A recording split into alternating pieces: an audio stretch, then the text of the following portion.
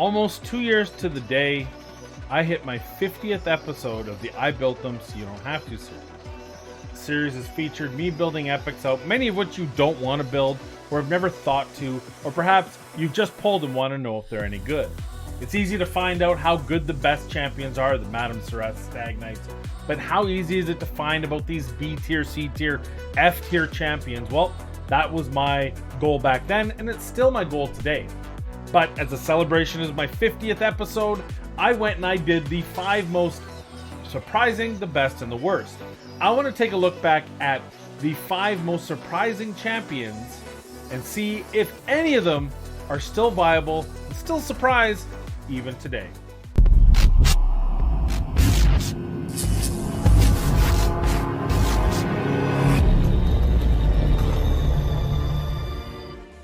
As we said in the intro, time to look at this video that I had made many moons ago, almost 2 years to the day, 50 episodes in. It's a 50th episode special, the top 5 most surprising champions of the I Built Them So You Don't Have To. Couple things to remember, this was out of 49 videos, 49 champions, so there was a small pool to go with. It was 2 years ago that I made this video, so consider the 50 videos before that were 2.5 years old plus. And a lot of the champions that I've done since that time, those champions have actually been buffed. Now I do have an updated version of the most surprising, but I'm not going to do that because I have this little special, hopefully a little special fun you're going to see on another channel where we talk about the surprising champions now that I'm at nearly 200 videos for the I Built Them So You Don't Have To series. But for these champions, let's take a look at it. If you want to watch the video, it'll be linked up there if it hasn't already. And you can watch the video and just kind of laugh or cry or be surprised at what it is. So the first champion, let's get right into it with CRAM. CRAM is an undead horde. He is a single target, pretty decent damage dealing champion. He also got buffed. So the buff that he was able to get was his cooldowns, I believe, and the multiplier on his A2. If I recall, the damage used to increase by 50% if he had lower health. Now it's increased by 50%. This champion has more than 50% HP, and it can do a ton of damage. It's a 4.8 multiplier base plus that extra 50% damage. So that can potentially be a really ridiculous single target, especially for a nuker, single target nuker, which on top of it, this has a 6.5 multiplier, and 1354 isn't bad attack. These two can still do tons of damage even without the poison, and that's an important distinction. But let's talk about the rest of his kit. His A1, a 4.3 attack with the chance of placing a poison debuff, 50% book to 75% chance. We actually, sorry, a 70% chance. We've actually had him in 2 different videos, his own video, plus I did him in one of the Demetha variations. I brought CRAM in. He's Force Affinity, which is really nice because that allows him to be a stun target if you're doing the Myth Fu variation. We'll call it the Myth Air Fushan style, Fushanless Myth Air, whatever you want to call it, where we have 2 damage dealers, but one has to be forced to make sure Eris doesn't get stunned. That is your boy CRAM. So he actually did really good damage, and this was post buff. So you lock out his A2, A3 and use his A1 and A2. Now that was a pretty niche thing. If you had him, it works. It's actually really good to use. It's going to get you the damage, but for most people, they're not going to use CRAM in the clan boss. So is he still viable with his kit? Is he still a surprise? Well, the short answer is no.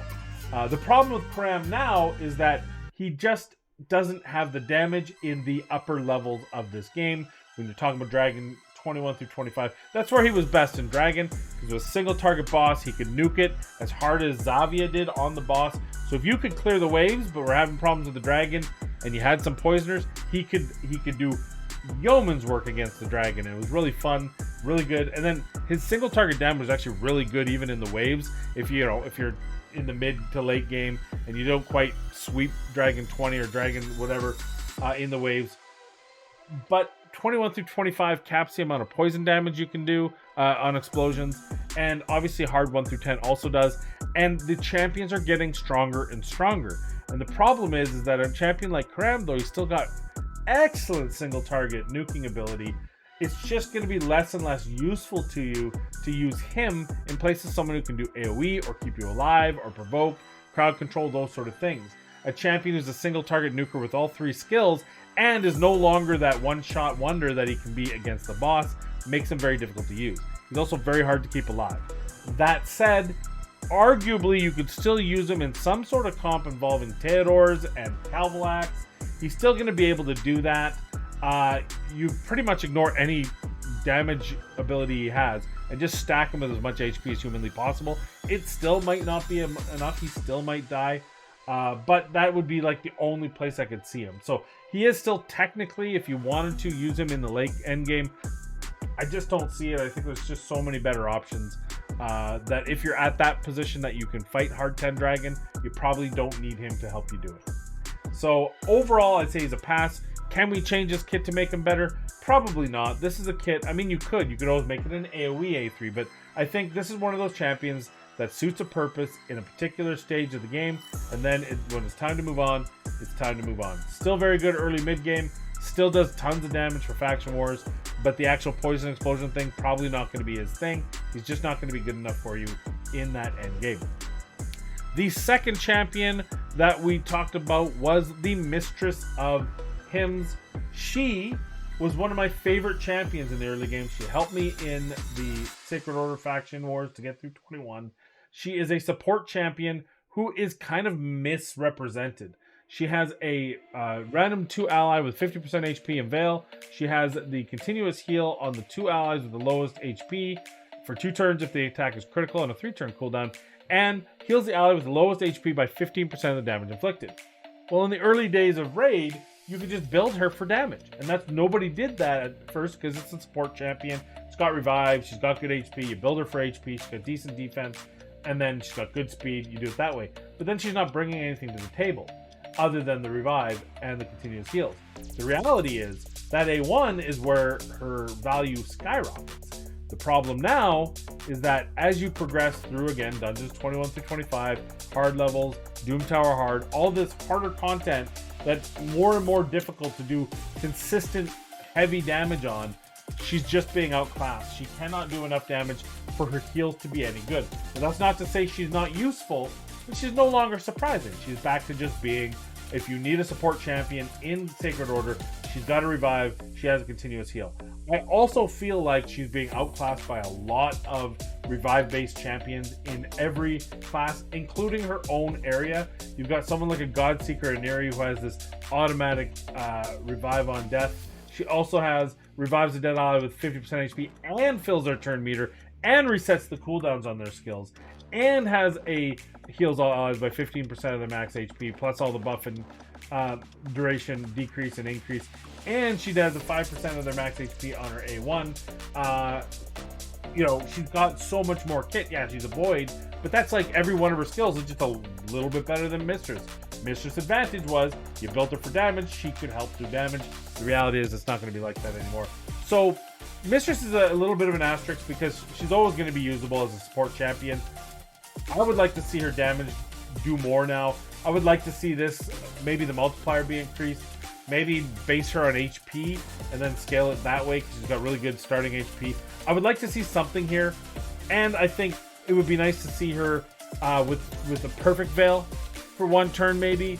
So you get the extra damage mitigation or some turn meter boost. I just feel like she's just the low man on the totem pole, so to speak, when it comes to revivers and healers. And it would be really nice if she was a little bit closer to being a core ability, a core champion, usable in the whether it be Sacred Order or just any dungeon that you need her in. So still decent, but not that surprising good ability that she once had. The third champion on the list is Ripper. Ripper's an interesting champion. He is a skinwalker, which is what made him better than anything. And I said that right on the outside of the video. The reason why he's overvalued is because he's a skinwalker. And that's not quite as true as it used to be. You can see the skinwalkers now. I think we've had probably 10 legendaries added. We haven't had a ton of, oddly enough, we haven't had a ton. The last one was a Kemptum, who is one of the best epics in the game. Basher's been around forever. Fane was added before Akemtum, and of course the two bears during the first battle pass, as long ago as that was. And they're really, and Scabrous. So there's really not a whole lot added to the epic level. Impact, I think Akemtum is obviously as a top 5 epic in the game, but Ripper's no longer needed. Skinwalker's isn't as hard to pass. When I needed him and when I used him, I needed to pass Faction Wars. That was way more difficult than it is now. It's been nerfed a couple times since I passed that one, as many as 4 times depending on which one. But this, I believe, Skinwalker was one of the last ones I passed, so it was with only a couple of nerfs post my passing it. And I will say one thing. Let's take a look at his kit here. And he's got a 3.3 multiplier on this right here. It does ignore 50% of the target's defense, but that multiplier is obscenely low. Obscenely low. He did get a buff though, and I believe it was on cooldown, so that is a good sign. He does attack one enemy 2 times, and the damage increases, the target's HP decreases. This is a pretty strong hit. It's not godlike, but it is a strong hit. And then his A1 attacks one enemy at a 4.0. Now, why is he still any use at all? Well, because of Scarab Boss. This is a champion that if you have him, you can absolutely use him in Scarab Boss. Put him in Blood Shield, have someone else with heals, use one of those things where you get like baby shields on them, like a what was it? I forgot. Miscreated monster, that sort of thing. There's different ways to get through that. Ripper's going to help you because these destroys enemy max HP, which is a big deal against the Scarab Boss, especially when you're in that mid game and you're just trying to progress through. This guy's going to do very strong work for you. You don't really need him in Faction Wars like you used to, though you can still use him. But his attack is too low. The multipliers are too low. So I overall say he's been widely passed. And I think it's just the fact that the more champions you get in Skinwalkers, the less reliable and viable a champion like this becomes. And he's a single target hitter in 3 different areas. Outside of Scarab Boss, I don't see a home for him, especially at kind of a lackluster damage overall as compared to so many of the other champions out there. And just adding a Kemptum, I get it, he's a Void Epic, but just adding a Kemptum to Skinwalkers probably devalued Ripper by half, because now you're not like, I need a one to fill. Ripper probably falls out, because honestly, you could use a Kemptum and Steel Skull and Flesh Terror and Yaga, Snorting Thug. You could probably just grab 4 of these with the Kemptum and finish 21 if you have good enough gear that you're borrowing. You know, free-to-play players, the way to get through is to borrow from other ones just to get through and 3-star it, and then you give the gear all back. But I think that there's enough here, especially with Orpheus now as a reviver, that honestly Ripper just isn't even needed here. So outside of the Scarab Boss, which again, you get a free champion Euros, eventually that would probably replace him. So it makes it a little hard to argue for Ripper. The 4th, or are we on 5th? I feel like I'm missing one.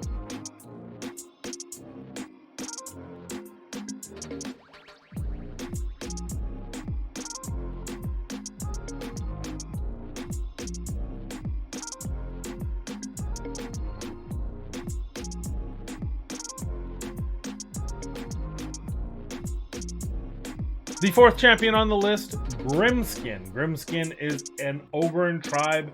He is the poor brother of the 3, Maneater being the best, Shatterbones being second. But Grimskin was fun. I remember him being fun. We went up against champions where we had to remove random buffs, and we were able to do that. He does some solid damage, but not crazy damage.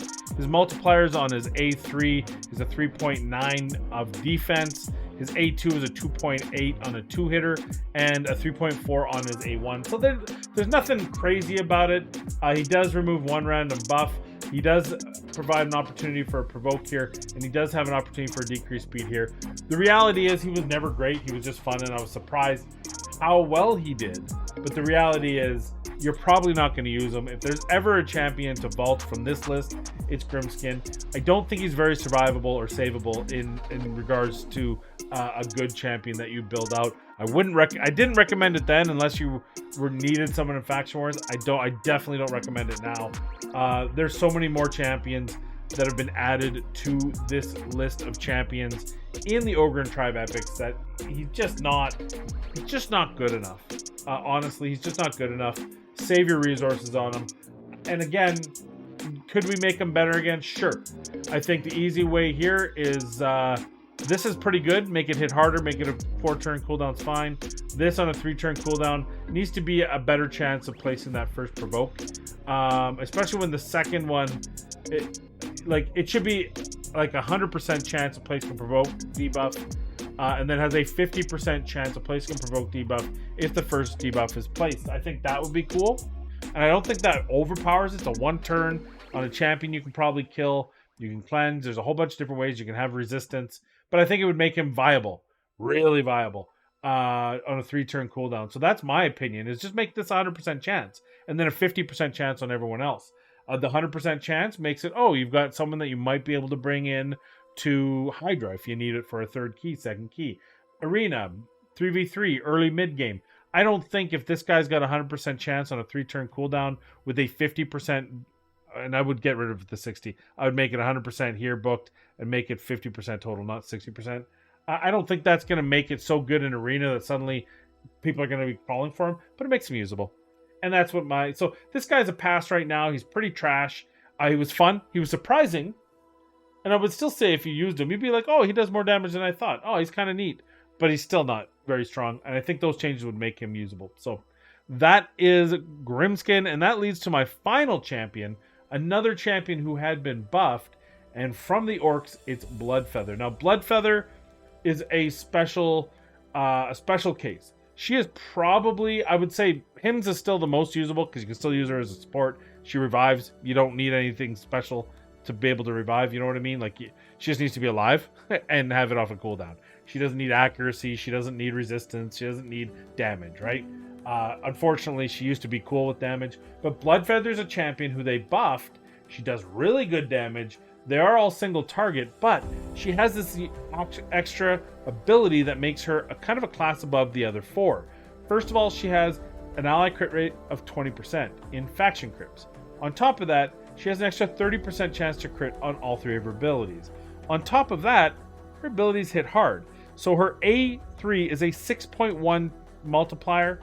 Keep in mind, and I say this again, it also puts a decreased speed. And it has that extra chance of inflicting a critical hit and decreases the target's turn meter. That is obscene. That is a really good A3. Her A2, equally good, 5.3, places a decreased defense for 2 turns, attacks one enemy then attacks, and has that extra chance of critical hit. And then her A1 just has the extra chance of critical hit. She hits really strong. You can build her out to just, you can min-max her better than any other champion in this game, more or less. She's like the poor man's version of Errol. Errol did get an AoE, so I guess that makes him a couple steps ahead of Bloodfeather. But I like her for Orcs Faction Wars, because a lot of the times, there's not a ton of Orcs that you necessarily are using full-time.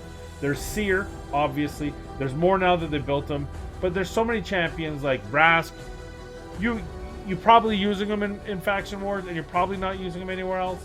Duck, you might be using 1 or 2 places at some point. Maybe you built out Zargala early, and you're still using her. But you're probably not using these champions anywhere else, especially when you talk about Zargala, you talk about Rask, and you add Bloodfeather to that list, and maybe even Duck, depending on your team, or Ultimate Gallic. So from that perspective, here's a team that you could build out with lowered crit rate to make them all that much better, and Bloodfeather is your lead. It makes this one so easy. It's what I did when there was none of these new champions, right? Look at all the new champions we have. There was no Duck. There was no, I think I used Bonekeeper. There was no Sandlash, I don't even think was in yet. But definitely not Yellowgreen or Trumbor, Liburga, Tolf, Tuhawk, not that I care about those ones. But this is the very slim pickings, and Bloodfeather did it. But I still like her. I like her, and I still think she's a good build for anyone that, if you have some resources to spare because you're a spender, or if you're free to play and you're looking for a way to get through Faction Wars, she's going to be great. She can also be brought along for some good single target damage, but the reality is the advent of 21 through 25 and the hard level dungeons makes single target nuking a lot less viable, especially with no multi-attacks or anything like that. So she's, unfortunately, I wouldn't call her super usable outside of Faction Wars, but just her ability to make Faction Wars so much easier, plus she hits so hard for it, is going to make her, I would say, a situational build for her. So those are the 5. What do you think about those 5? Are any of them any good to you? The reality is probably you're going to say no. I think every single type and style of them, there's a better epic available, whether in the same faction or not. Bloodfeather is probably the one that I think, just because of how much you can get her to hit, does make her a little bit special. That if you need that nuker, you have it. And I don't think that that's a bad thing. She's one of the harder hitting nukers in the game among epics. So CRAM hits hard as well, but not as hard as Bloodfeather. And the poisons are kind of eh. But when you look at the 5, I don't think any of them are really usable. I think Bloodfeather might be the best argument. But what do you think? I'd love to know. Let me know in the comments down below. And most importantly, stay tuned. We've got some collabs coming up in the following couple of weeks here. I wanted to do one today, but it doesn't look like I'm going to get it done. So I'll hopefully film that tomorrow to the person that knows what I'm talking about if you're watching this. But we are definitely reaching out to different content creators and seeing if we can put something together and get some videos on this channel and the other. But as always, thank you for joining me. Thank you for watching and making this far. And most importantly, please be kind, be safe. We'll see you in the next video.